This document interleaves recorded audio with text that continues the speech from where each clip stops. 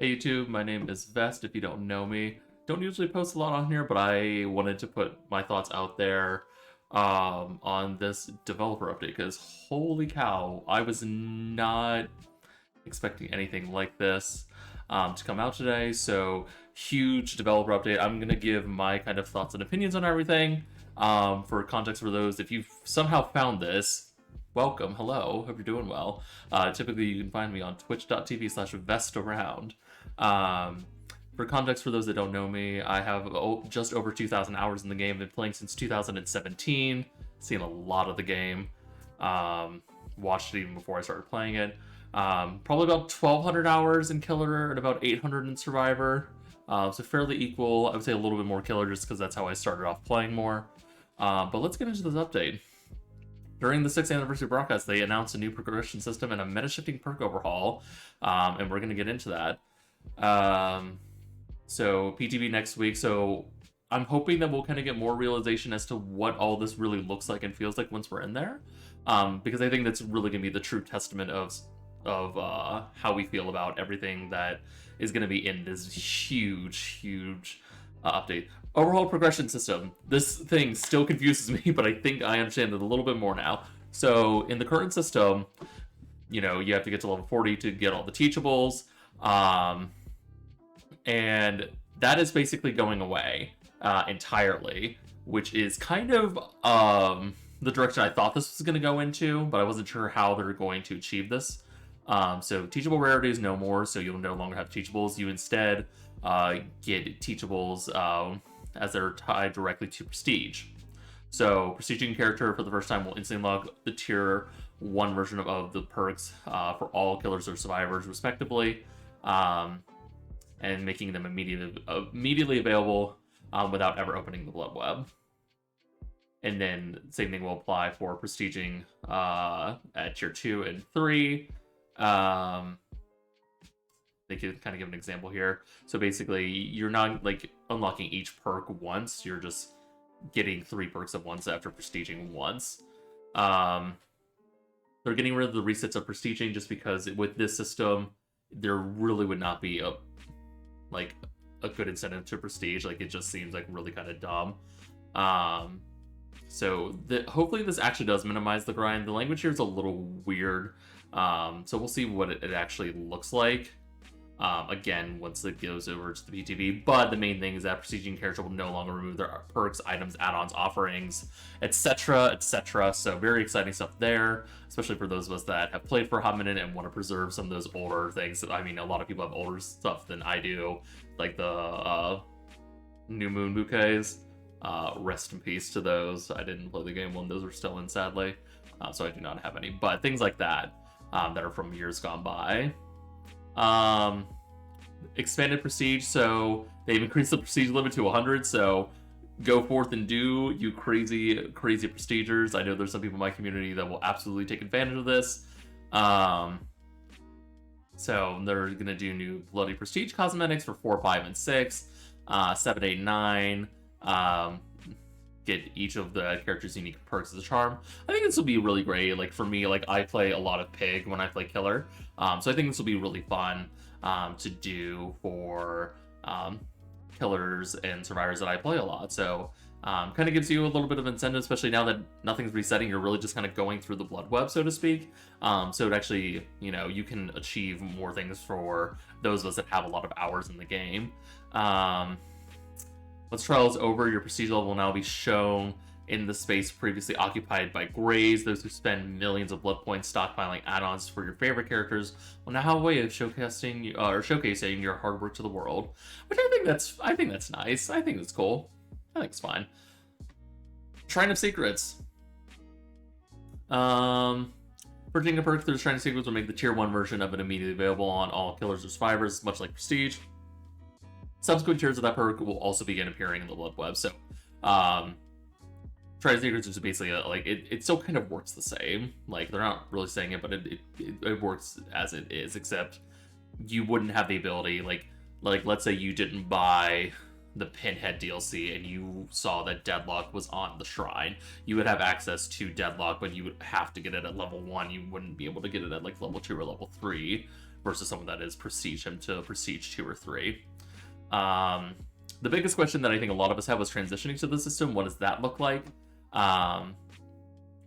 And the way that it seems like that they're handling it is that you'll keep basically any progress you've already made on the old prestige system. And those who reach Prestige 3 before, you have to receive a special Prestige icon to recognize their achievements and commemorate the perks and add-ons that they lost in the process. RIP to all the things that we've lost. And they're doing a live stream. Let me look it up on my phone real quick. I want to say it is very soon, actually. I think June 27th, I want to say. I'm going to double check real quick on my phone. Please give me 1 second to look up Dead by Daylight. It is going to be on... I tweeted a lot today. Yeah, June 27th at 11 a.m. Eastern Standard Time. So that is... What day of the week is that? Is that a Tuesday? Sorry, that is next Monday. And that is Monday, June 27th at 11 a.m. Eastern. They're going to do a live stream to kind of explain some of the stuff, and hopefully we'll see a little bit more of it, and kind of get a preview of what's to come in the PTB. Matchmaking incentives, they talked about this. I'm going to gloss over this briefly. Basically, they're going to give blood point rewards for people based on what is needed at the time of them playing, and it is unique to your MMR and your kind of like rating. So that's kind of nice that, you know, for those of us that, you know, don't mind playing Killer or Survivor, will be rewarded for playing the role that, you know, might need a little help. Like right now, I would expect that there would be a high blood point offering given to those that play Survivor, because there's a lot of killers playing right now, because it's a great way to get blood points during this event. So, and I like that it's gonna be individualized for basically each kind of MMR, or like wherever kind of like you fall within, so that way it's a little bit more personalized too. It makes more sense. Something to keep in mind though is that matchmaking incentives will be disabled if crossplay is turned off, so you have to have crossplay on, so that's a big thing. Gameplay updates. So this is something I was not expecting to see. I really thought that they were just gonna, you know, do the things that they were gonna do with the prestige system, and then I thought that we were just gonna get the perks that they tweeted out and hinted that they were tweaking. But to see that they're actually doing gameplay updates, I think is really exciting, because it's been a long time. Like, it's been at least 2 years, I think. It was definitely pre-COVID before we saw like really big gameplay updates. I could be wrong, but that's just what it feels like in terms of like a memory of someone that's been playing the game pretty consistently for the past 4 or 5 years. Gen speeds. It's very clear that a lot of the killer perks that are used, myself included, are for gen progression. So they've increased the time it takes to power gen to 90 seconds, up from 80. And this is how kicking a gen used to work. It was something kind of similar to this. I don't think the numbers are the same, or I don't know what the numbers were, but kicking a generator went out, instantly removed 2.5% of the maximum progress. So that means that it's not 2.5% of the current progress, which is how it works currently, is that it like kicks off a little of the current progress and then it degrades over time. This is saying that, like, regardless if you have a gen at 3% or if you have a gen at 50%, 2.5% is still going to get 2.5% of the gen overall is going to be kicked off immediately. Versus, yeah, actually, I don't know what my point was here, but it's just 2.5% of the overall, 2.5% out of 100% is going to be removed. Versus just like a proportion of that, or versus a percent of the percent. That's what I was trying to go for. So it makes gens more it makes kicking gens more meaningful, and it stops the survivor like tapping a gen mid-chase, because otherwise you're losing 5% of maximum progress if you tap a gen mid-chase, and that can be really huge for a killer. So should hopefully reduce, they're hoping to reduce the reliance on passive slowdown mechanics. We will see. Do I think that there's going to be a huge shift in the meta? Not necessarily, but I think you'll sort of see a little bit more diversity, which I think will be helpful overall. General killer improvements. So things to help killers. So they have done a lot of stuff. So time it takes to break walls and pallets has been reduced by 10%, so it is 10% faster to break a wall or a pallet now. Generators can be kicked 10% faster as well. just to help killers get into the chase a little bit quicker. Just those like fractions of a second can really be a game changer, honestly. They reduce the cooldown for successful basic decks by 10%. I will be running Save the Best for last as soon as this PTB comes out because I want to see what that looks like at 8 stacks. And they reduce the duration of the survivor's speed boost upon being hit by 10%. So now there's a real reason to run Overcome. You know, that could be a really attractive perk now. And we'll kind of get into exhaustion perks in a little bit. But and then Bloodlust is getting tweaked again. It's staying the same at Bloodlust 1, which is where I think it gets its most use. But the disadvantage for survivors now is that the longer you're in a chase, the faster you're going to experience Bloodlust 2 and 3. The speeds themselves of Bloodlust do not appear to be changed. It's just the time it takes to activate is a lot shorter now between each tier. So we'll see how that goes. I think it could be very interesting. But on the flip side, you know, camping and tunneling is a real issue for survivors, and the main things that survivors were running, again, self-included, or second chance related perks. More so for me, Dead Hard and occasionally Borrowed Time. I don't really run GS anymore. So moving forward, survivors will receive... I did not expect this was actually going to happen. Someone in my community thought this would happen, and I thought they were absolutely insane, so I apologize to them profusely. Survivors will receive this 5-second endurance effect after being unhooked, and this gives them an opportunity to reach a nearby window of pallet for another survivor to position themselves for protection head. And they will also get a 7% haste effect for 5 seconds. Really exciting stuff, honestly. Things I did not expect to happen whatsoever. So we'll see how this goes. There is obviously the possibility of changing these numbers for the better or for the worse for survivors. We'll see how it goes, but I think it's really interesting, and I think it's really helpful for because I recognize for Survivor, like I have a lot of games that I've played on stream that this has happened to me, you know, and you just kind of like give up and you just like move on to the next one. But it'll be nice for when, you know, you play Survivor, you have a little bit of an insurance policy after getting unhooked, and you don't have to rely on your teammates running BT, and it's gonna be really nice to have that. But also it helps for those of us that play killer and tend not to tunnel most of the time anyway. It helps reinforce that psychology that's already in play there. They're basically the things that deactivate DS currently are now going to be called conspicuous actions. So they're just kind of using more consistent language. That's all this means. Anything that deactivates DS plus opening an exit gate, I should say.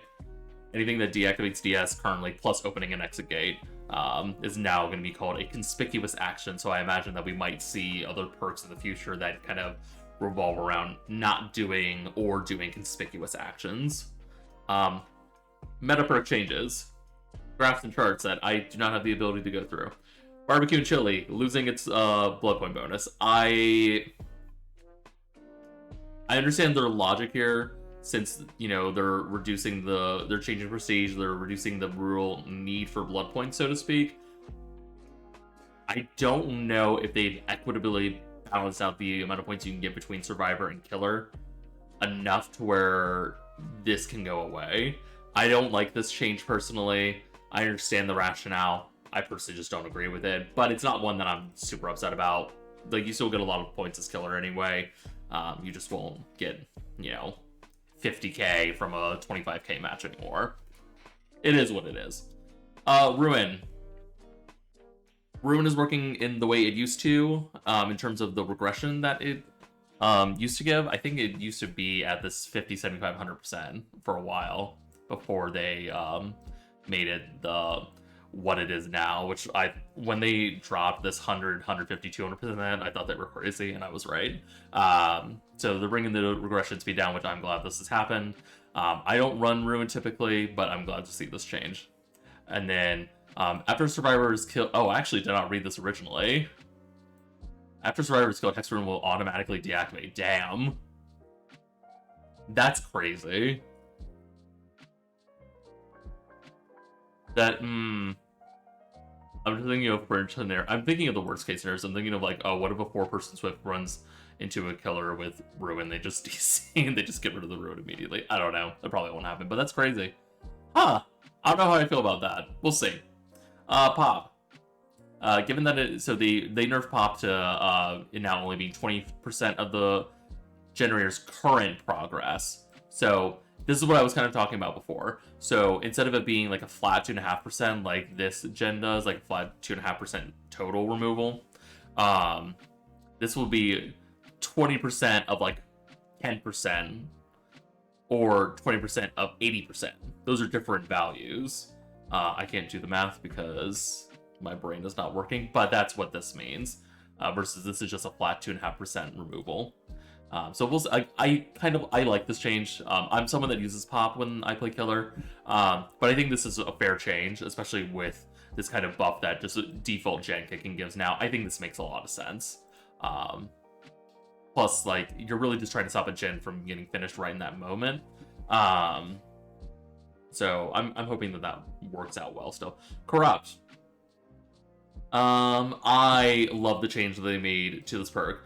It will deactivate once the survivor enters the dying state. I think that this is a fantastic change because I think the main issue that I think a lot of people have with this perk is that, you know, almost half the gens are blocked at the start of the trial, and, you know, some killers can slug or snowball very quickly, and it feels like you can't really engage in progress to help your team because the 4 gens you can work on are near where the killer spawns. So I think that this is a great change. Tinkerer, some of my community fully called what was going to happen here, that it was going to get the Merciless Storm treatment. It can only be activated once per generator, which I think is freaking fantastic. I love this change because we have all experienced... oh, dang it, YouTube, be quiet. Be quiet, YouTube. There we go. Okay. I knew that was going to happen at least one point because of how long I've been talking. So, it is what it is. But anyway, since killers now have more time to get to a gen, since there's more to do of a gen, this should balance out really well. But I'm so glad they're doing this change. I think this is fantastic. Noed. No one likes it. But I think that this is a good way to nerf it. I really think it's... I think it's good. Do I think survivors should still do totems? Yes. Do I think that this perk can be the one thing that ensures that you die if you're the one to get caught up by Noed? Yes, because it happens to me all the time. So I think it's a good change. I know that's not going to be a popular opinion with some people, but, you know, it's my opinion. I think I have a feeling, though, that I'm curious to see how this, like, aura will work and scale, because they've not done anything like this before with totems. Like, at least like, if you see the aura, that it scales over time. That'll be interesting to see how that works. Pain Resonance. Really annoying perk, especially since you can synergize it with things like Deadman, since Deadman's got buffed.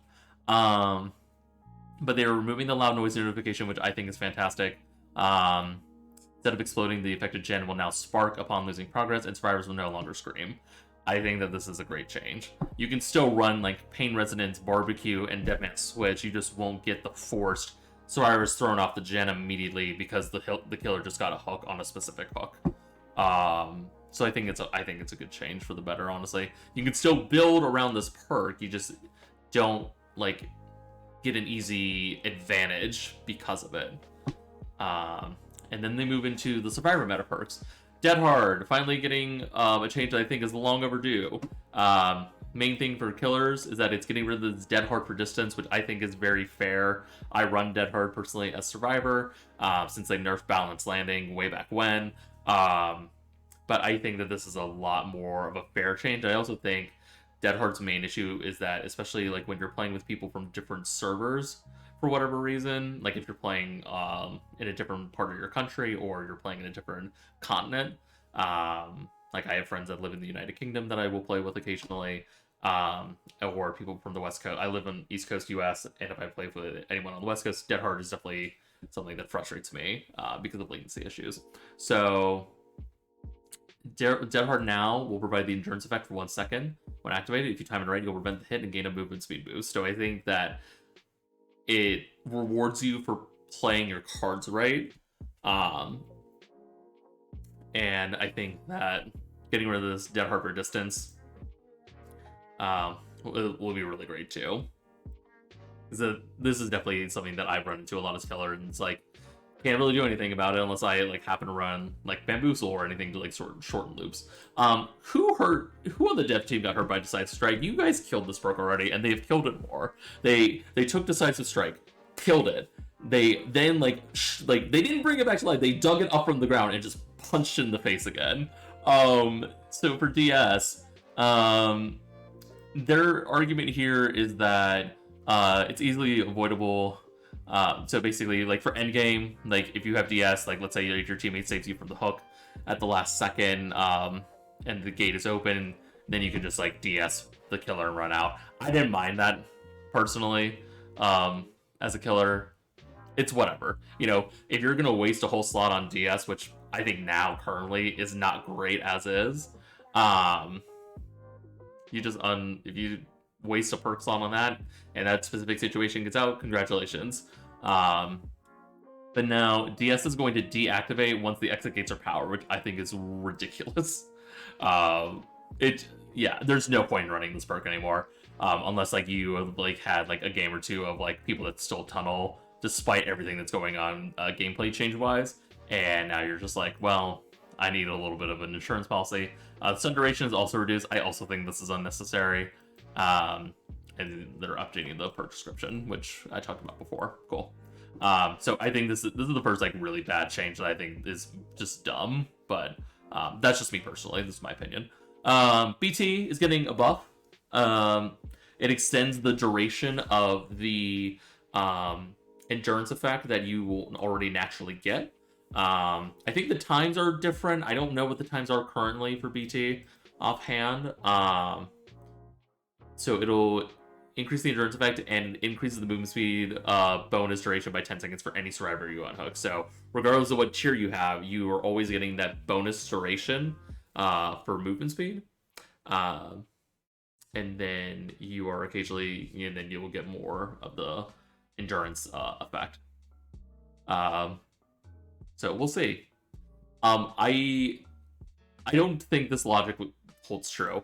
I think that people will still run BT at about a similar rate. I don't think with the base kit BT, people will not run it. I think there still will be a lot of people that are like, oh my god, I'm definitely running this. I think it's going to have the opposite effect, honestly.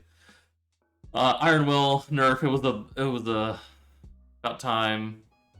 It was going to happen eventually. You know, you can't have what you want forever, sadly. So 75% is the max pain reduction you can get from Iron Will, and you can no longer get it when exhausted, even though it will not cause exhaustion itself. So no more, goodbye are the days of being able to like get hit and hide in a bush as really any character, and just hide somewhere with like Urban Iron Will, sadly. Self-care is getting a heavy nerf, which I watch a lot of DBD. I never see this. Never see it. Ever. Not in my own gameplay, not in other people's gameplay. I don't see this perk. So they're reducing self-care's heal speed. I'm kind of surprised they did not nerf Boon Circle of Healing for the same effect. Because this is now lower than Circle of Healing. So now we're going to see more Circle of Healing until they bring it down to equal self-care. And then it has now gotten rid of the item efficiency bonus, which is maybe how people are running it at the highest skill level. They're just using like a trick down medkit and using that to heal because self-care just passively rewards a efficiency bonus. So maybe that's why. I don't know. But that's gone too. Spine Chill is getting nerfed as well. So Spine Chill will now only activate if the killer has a clear line of sight on the survivor, which I feel like this is going to be a hot minute before we figure out what line of sight truly is and what that looks like. I don't know what this is going to look like, y'all. They'll be adding a short half-second lingering effect to Spine Chill, which I think is fair, versus the whole flickering BS that would happen with it. And just make everything a little bit more consistent there. And then they're getting rid of the vault speed bonus entirely, as it does not suit the perk's nature. So sorry to people that did Resilient Spine Chill. I will port one out for you later. Non-meta perk changes. Overcharge, huge buff for Overcharge. So now a kick-generated regression speed to grow from 100 to 400% over the course of 30 seconds. And it will still have the skill check thing, which will reduce it by another 6%, I think. So that's fun. Impossible Dock just got a little more impossible, so that's fun. Eruption also got a buff.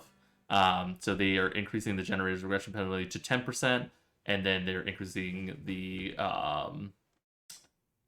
incapacitated effect that was already in place. Next up, Knockout got a buff, which I think this is dumb. I don't think Knockout needed a buff. I think it was fine. So now, in addition to what it currently does, which I believe it hides the down survivor's auras and it deafens them for some reason. I don't know why it does that. Knockout will cause dying survivors to walk 50% slower for 15 seconds and reduce their recovery speed by 25%. Colorophobia also got a buff for some inexplicable reason.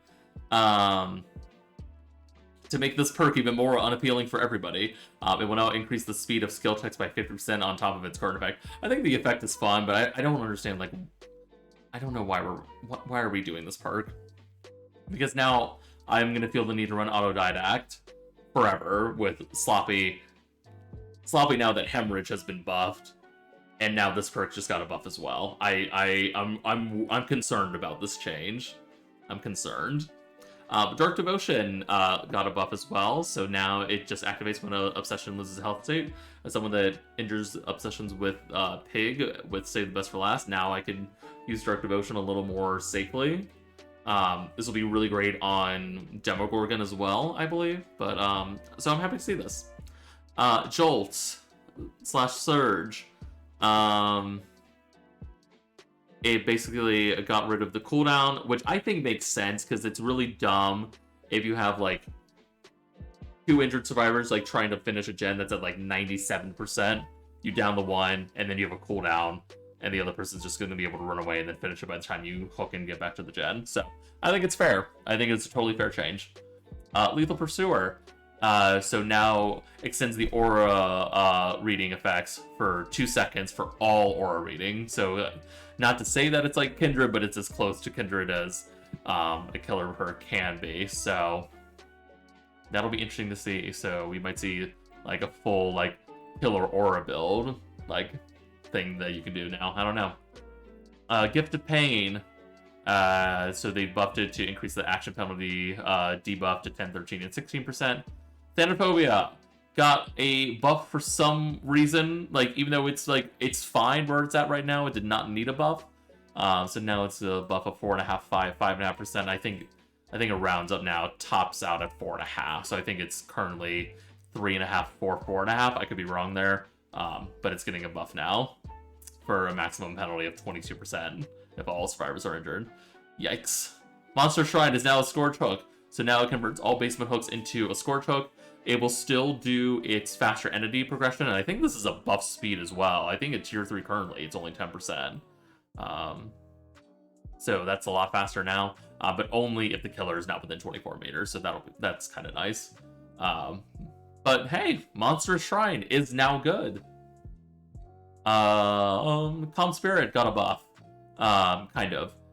So now you can open chests and cleanse and bless totems silently, but at a reduced speed. I don't know. I don't get this. This is like, what? Why? Just give it a cool thing. Just let it do the cool thing. I don't understand like why we have to slow down the action speed. Whatever. This could always change. They could always change this. I could see that they're putting this in here right now just to make sure that it's not abusable, but we'll see. Saboteur. Finally, you can use this information and learn where the Scourge hooks are. So that's fun. Love that for us. So now you can use this information to your advantage now. So I think it's great. Botany got a buff. Massive buff to Botany. Holy cow. I'm actually just understanding like how big of a buff that is. It's going to be sick. So Botany, fantastic perk. It already was good, but now it's even better.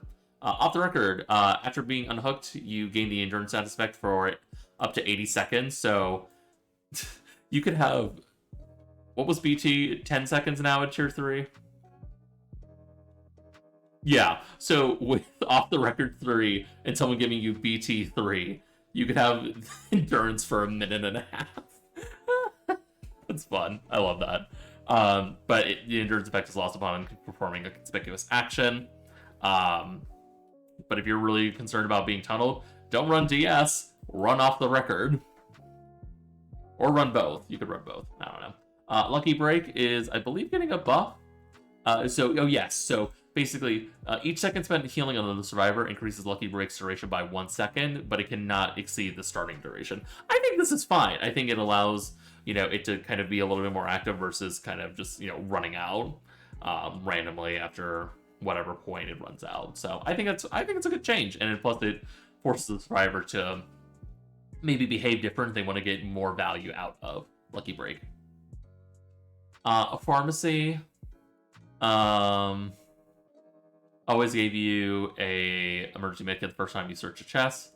But now it will activate whenever you're injured, guaranteeing an emergency medkit when you search a chest.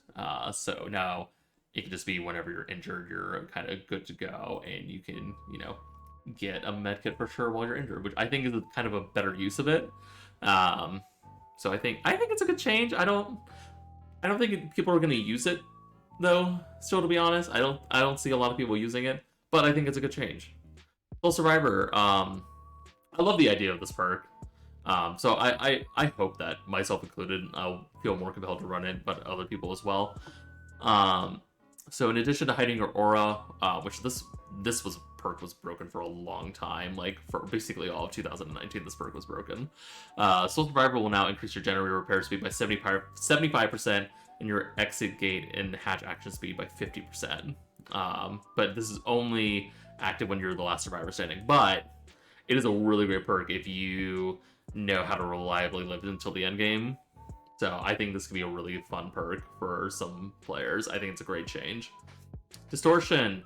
It's going to have a effect kind of like Detective's Hunch, it sounds like, where you gain a token for every 30 seconds spent within the killer's share radius. That's something. It's something. Lightweight got a really nice buff. Your scratch marks will fade 5 seconds, or 5, 4, 3 seconds sooner, up from 1, 2, 3. So that'll be nice. Did they mean to do 3, 4, 5? I'm just reading that. I think they meant to do 3, 4, 5. Yeah, I think they meant to do 3, 4, 5. I think that's just a typo. Deja Vu, you get a 5% repair speed to the reveal gens. No one is still going to run this perk. No One Left Behind will grant a 7% movement speed to any survivors you unhook. Additionally, the perk now activates when the gates are powered rather than open. I think this was necessary. I still don't think people are going to run it. Dark Sense got a really, really nice buff. It basically kind of like readies itself after a gen is done. I don't think it'll stack based on the language that we're seeing. I wish it could. That'd be kind of cool. But basically, the next time a killer comes within 24 meters of you after a gen is finished, their aura is revealed to you for, I think this is the current duration for Dark Sense. And that's nice that it's a little bit more like useful information. Like, it's when the killer's coming near you.